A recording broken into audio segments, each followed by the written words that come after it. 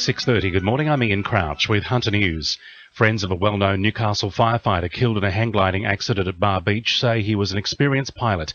46-year-old Adam Pera lost control while trying to avoid a mid-air collision with another hang glider before clipping power lines and crashing into a house on Memorial Drive at about 3 yesterday afternoon.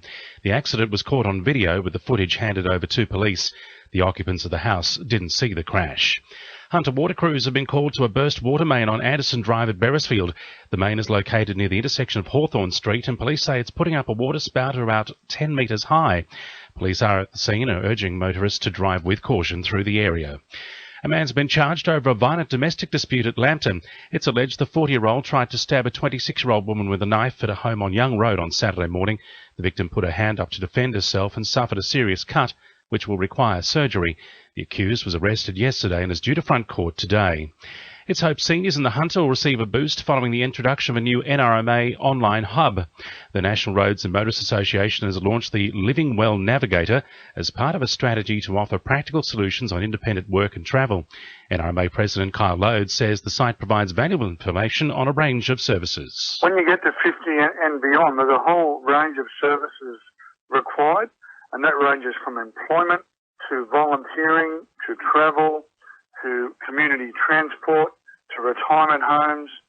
So this is a one-stop shop of information to help you understand what options you've got available and how you can get assistance when you need those types of services. Spring has sprung after a wet but not very cold winter in Newcastle. The Weather Bureau says we had more rain than usual, with 321 millimetres compared to the average of 286. It's also been slightly warmer, with the average maximum temperature reaching 18.2 degrees compared to 17.7 degrees last winter. Lake Macquarie residents are being urged to head outdoors and get their hands dirty for Landcare Week, marking 25 years since the establishment of the organisation Australia-wide. Terralba's Landcare Resource Centre will host a celebratory barbecue from 12:30 on Wednesday afternoon, while Cole Point will receive new squirrel glider nest boxes at a BioBlitz event on Saturday.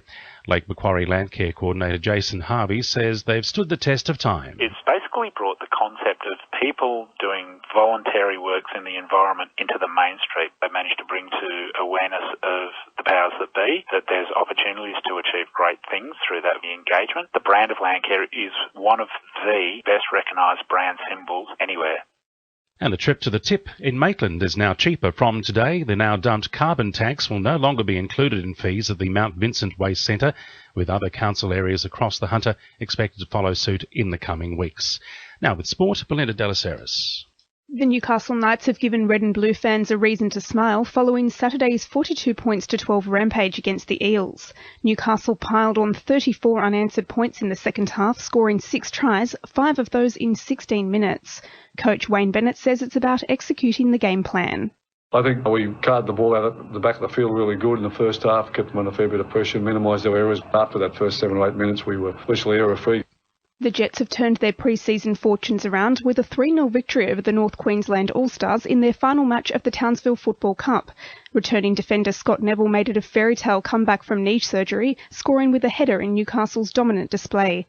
And Souths are eyeing off the real NRL Grand Final after dismantling Macquarie 41-16 in yesterday's qualification semi.